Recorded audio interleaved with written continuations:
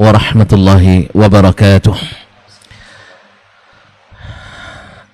Alhamdulillahi dzil jalali wal ikram, sahibit tawli wal in'am. Ahmaduhu subhanahu wa ta'ala ala ni'amihi al-idham wa ashkuruhu ala alaihi al-jisam. Ashhadu an la ilaha illallah wahdahu la syarika lah al-malikul alam, wa ashhadu anna muhammadan abduhu wa rasuluhu sayyidul anam, alaihi afdalus salati wa atammus salam, wa ala alihi wa ashabihi al-kiram al-bararatil a'lam, wa man tabi'ahum bi ihsan ma ta'aqabatil layali wal ayyam. Amma ba'du, fa'awla ma yuftatahu bihil kalam fi mithli hadzal maqam al-wasiyatu bi taqwallahil malikil alam wa ta'atihi 'ala ad-dawam. Fa inna taqwallahi a'la nasab wa inna ta'atahu aghla muktasab. Inna akramakum 'indallahi atqakum wa tazawwadu fa inna khairaz zadi taqwa wattaquni ya ulil albab. Ma'asyiral kiram, Ustaz Profesor Dr. Helmi Basri LCMA hafizahullah, saudaraku Ray Imran pada kesempatan ini menjadi host kita, dan para pemirsa serta hadirin yang ada di studio, para pemirsa pendengar dimanapun berada. Alhamdulillah, pada pagi menjelang siang ini dengan suasana dan cuaca yang cerah, mudah-mudahan penuh dengan barakah dari doa Nabi alaihi salatu wassalam, Allahumma barik li ummati fi bukuriha. Ya Allah, berkahilah bagi umatku di waktu paginya. Dengan izin Allah tabaraka wa ta'ala, kita membuka pagi ini dengan salah satu rangkaian amal yang mudah-mudahan menjadi salih insyaallah, yaitu dalam rangka menebar dakwah dan menjalin ukhuwah, membangun bersama, menebar ilmu, membina peradaban di tengah-tengah masyarakat Islam melalui studio Kampar Mengaji ini dan Radio Rabbani 91,1 FM yang alhamdulillah kembali mengudara dengan izin Allah. Kemudian atas bantuan para donatur semuanya kita ucapkan jazakumullah khairan. Semoga Allah mengganti dengan yang jauh lebih baik dari apa yang diberikan. Semoga menjadi saham dalam berbuat kebaikan yang mengalir pahalanya selama itu masih difungsikan untuk kebaikan. Salawat dan salam kepada baginda Rasulullah sallallahu alaihi wasallam yang menjadi imam kita, yang mengajarkan ilmu dan fikih kepada kita. Mudah-mudahan kecintaan yang mendalam kepada Nabi alaihi salatu wassalam membuat kita selalu ingat kepadanya, khususnya di saat kita ingin mendekat dan bermunajat kepada Rabbina, karena beliau adalah a'lamuna billah, yang paling berilmu tentang Allah dari siapapun dari umat ini, wa atqana lahu, dan yang paling bertakwa kepada Allah di antara seluruh umat manusia. Jadi tidak ada jalan bagi kita untuk cari ilmu atau beramal dengan ilmu supaya menjadi orang bertakwa kecuali melalui Nabi alaihi salatu wassalam. Oleh itu jasanya tak terkira, kebaikannya tak terhingga, bukan hanya sekedar di dunia tapi sampai di akhirat. Nabi SAW kita harap memberikan syafaat. Oleh itu jangan bosan untuk senantiasa banyak mengucapkan salawat dan salam kepadanya. Dan itu adalah termasuk doa yang diajarkan Allah langsung dan langsung pula diijabah olehnya. Innallaha wa malaikatahu yusalluna 'alan nabi ya ayyuhalladzina amanu sallu 'alaihi wa sallimu taslima. Sesungguhnya Allah dan para malaikat berselawat kepada Nabi alaihi salatu wassalam. Hai orang-orang beriman, ucapkanlah salawat dan salam kepadanya dengan sebanyak-banyaknya. Man shalla alayya salatan sallallahu biha alayya asyra. Dan langsung diijabah Allah, siapa yang salawat kepadaku satu kali, Allah pasti jawab 10 kali salawatnya. Allahu Akbar. Maka sebaik-baik doa yang cepat diijabah adalah salawat dan salam kepada baginda Sayyiduna Muhammad sallallahu alaihi wasallam. Oleh itu kita beruntung ketika kita senantiasa mengaji dan banyak menyebut nama Nabi alaihi salatu wassalam.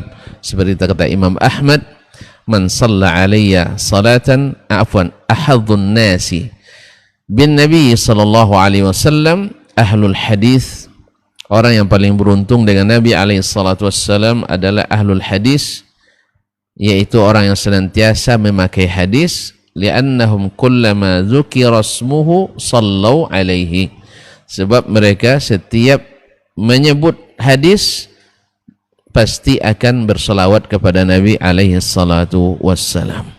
Ma'asyiral kiram, saya mohon izin kepada tuan-tuan dan puan-puan semuanya, khususnya Profesor Dr. Helmi Basri yang merupakan pakar fikih kita yang hari ini hadir bersama kita. Mudah-mudahan beliau akan memberikan penjabaran yang insyaallah lengkap tentang bagaimana indahnya belajar fikih di Madinah. Kenapa judul ini? Kenapa kita angkat indahnya belajar fikih di Madinah? Pertama, karena Nabi SAW adalah masdarul fiqh, referensi fikih kita. Dan cahaya fikih ini memang menyebar, lahir dan menyebar di Madinah. Karena kalau baik fikih secara istilah ataupun secara bahasa, memang lebih banyak hukum fikihnya turun di Madinah. Ya, Ustaz, ya? Hukum-hukum syariat, hukum fikih yang berkaitan dengan hukum amaliyah itu lebih banyak turun di Madinah memang dibanding di Makkah. Tapi fikih secara umum yang meliputi akidah, meliputi ibadah, meliputi muamalat, dan itu adalah sumber utamanya adalah Nabi alaihi salatu wassalam. Maka Nabi adalah al-fiqh. Maka disebut oleh Nabi SAW, naddarallahu mra'an sami'a minna hadithan fa'addahu kama sami' farubba hamili fiqhin ila man huwa afqahu minhu. Dalam satu riwayat, farubba hamili fiqhin au amin sami'. Semoga Allah beri cahaya wajah orang yang mendengarkan hadis dari kami, karena bisa saja seorang yang membawa fikih kepada orang yang lebih faqih daripadanya. Artinya Nabi menamakan hadisnya dengan fikih. Jadi hadis Nabi adalah fikih. Cuman bisa saja yang mendengar langsung kepada orang yang lebih faqih daripadanya. Ini berlaku khususnya di antara para sahabat Nabi alaihi salatu wassalam. Berapa banyak hadis yang mengandung fikih belum sampai kepada Umar sampai Nabi wafat, atau belum sampai didengar oleh Ali bin Abi Thalib dan Ibnu Abbas, bahkan oleh Sayyiduna Abu Bakar Siddiq radhiyallahu ta'ala. Lalu diriwayatkan misalnya oleh Abu Sa'id Al-Khudri kepada Umar, maka Umar lebih faqih dari Abu Sa'id. Tetapi hadis ini belum sampai kepadanya. Jadi Nabi dalam hal ini menamakan hadisnya sebagai fikih. Dan ini lahir dari awal, berkembang dan berkembang, bahkan sampai hari ini Madinah adalah sebagai sumbernya fikih. Ma'asyiral kiram yang dirahmati Allah SWT.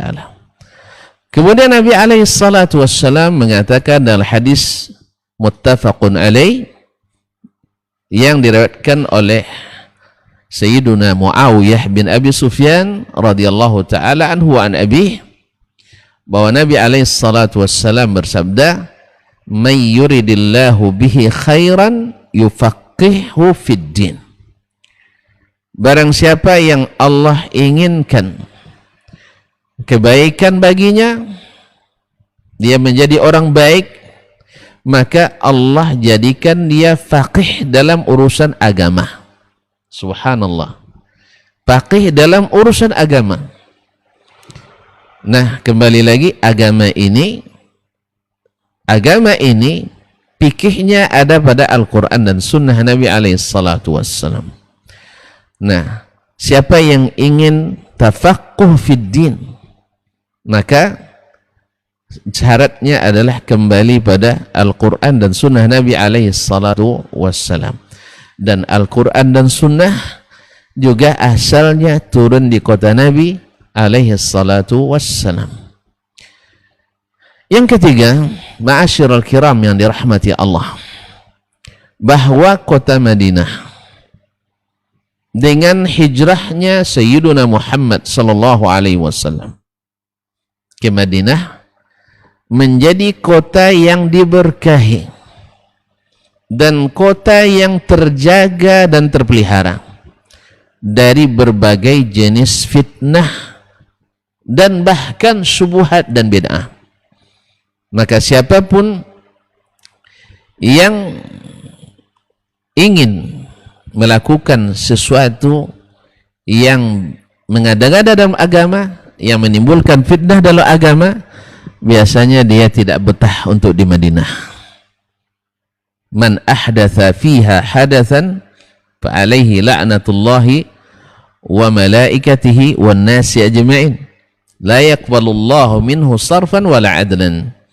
Siapa yang ingin mengada-ngada sesuatu dalam agama di Madinah, menimbulkan fitnah di Madinah, Allah jadikan baginya laknat Allah, laknat para malaikat dan manusia seluruhnya. Hari kiamat tak diterima daripadanya baik amalan wajib maupun amalan sunat. Wallahul musta'an. Makanya ahli-ahli yang ingin berbuat fitnah, ahli fitnah, tidak betah tinggal di Madinah. Dan Allah jadikan dengan hijrahnya Nabi SAW ke Madinah, menjadikan Madinah sebagai ma'rizul iman, tempat yang berlindungnya keimanan. Dan fikih yang sesungguhnya adalah fiqhul iman, fikih yang mengandung keimanan. Yang iman itu adalah qaulun bil lisan wa tasdiqun bil qalb wal amalu bil arkan, yaitu mengikrarkan dengan lisan, mengakui dan membenarkan dengan hati, kemudian mengamalkan dengan anggota tubuh. Nah, ini terkumpul di Madinah, bahwa ahlul Madinah sangat yakin dan percaya bahwa keberhasilan dan kebahagiaan mereka ada pada mentaati Allah dan Rasulnya, menghidupkan, kalau kita menyebut sekarang living Quran dan living hadis, itu bukan barang baru. Itu di Madinah sejak zaman Nabi dan sampai hari ini. Memang Al-Quran dan Al-Hadis selalu live. Kalau tidak percaya silahkan lihat Qanatul Makkah, televisi Makkah selalu living Quran sepanjang 24 jam. Di mana acara televisi di dunia yang menghidupkan acara Al-Quran 24 jam, yang setahu saya hanya ada di Makkah. Dan tidak ada living hadis yang 24 jam adalah bersama hadis Nabi SAW, kecuali siaran televisi Al-Madinah An-Nabawiyah. Kalau sekarang orang mengatakan living, walaupun maknanya juga entah sebagian tidak menghidupkan, tetapi kalau nak tahu sebenarnya living hadis itu ada di Madinah An-Nabawiyah. Ma'asyiral kiram dirahmati Allah SWT, maka fikih pada asalnya adalah tumbuh, berkembang, menyebar dari Madinah. Yang keempat, bahwasanya madrasatul fiqh al-awwal al-ula, madrasah fikih yang pertama adalah di kota Madinah, dan insya Allah sampai terakhir yang aman daripada fitnah juga di Madinah, sampai Dajjal pun tidak sanggup masuk ke kota Madinah karena dijaga oleh para malaikat. Oleh itu ikhwani fillah, kaum muslimin dan muslimat, para hadirin dan para pemirsa serta para pendengar dimanapun berada, maka diangkatlah indahnya belajar fikih di Madinah. Alhamdulillah, sejak zaman Nabi, Masjid Nabi alaihi salatu wassalam selalu disinari dengan indahnya kajian-kajian fikih, kajian-kajian agama, baik fiqhul Quran, fiqhul hadis, bahkan fiqhu al-lughah, bahkan fiqhus sirah, bahkan fiqh al-waqi' sekalipun itu selalu bersinar daripada Masjid An-Nabawi. Bahkan mungkin ahli Makkah pun masih cemburu dengan ahli Madinah. Makanya Imam Malik rahimahullah, yang merupakan mufaqihul fuqaha, yaitu tukang cetak para ahli fikih. Antum lihat sendiri, salah satu muridnya adalah Imam Asy-Syafi'i. Di antara muridnya Muhammad Ibnul Hasan Asy-Syaibani. Kalau nak tahu siapa pendekar mazhab Al-Hanafi, maka kita akan sebut adalah Imam Muhammad Ibnul Hasan Asy-Syaibani. Kalau tuan-tuan nak tahu pendekar mazhab Syafi'i, Al-Imam Muhammad Ibn Idris Asy-Syafi'i. Dan kalau tuan-tuan nak tahu lagi pendekar fikih di Mesir, maka dari muridnya Abdullah ibn Yusuf At-Tinnisi, lahir dari muridnya Abdullah ibn Wahab Al-Qurashi Abu Muhammad Al-Misri, juga Abdullah ibn Maslamah ibn Qa'nab Al-Qa'nabi, dan bahkan sahabat sejawatnya Al-Layth ibn Sa'ad Al-Fahmi Abu Muhammad Al-Misri, yang merupakan teman seperjuangannya, dan bahkan ilmunya tidak kurang dari fikihnya Imam Malik rahmatullahi ta'ala alaih. Ma'asyiral kiram dirahmati Allah SWT, dari Madinah lah memancar fikih-fikih tersebut. Oleh sebab itu, inilah salah satu atau di antara sebab alasan kita mengangkat indahnya belajar fikih di kota Madinah. Jadi setelah turun-temurun sampai hari ini, fikih merupakan pelajaran yang sangat dijunjung tinggi di kota Nabi alaihi salatu wassalam. Mungkin Dr. Helmi nanti akan lebih memberikan detail,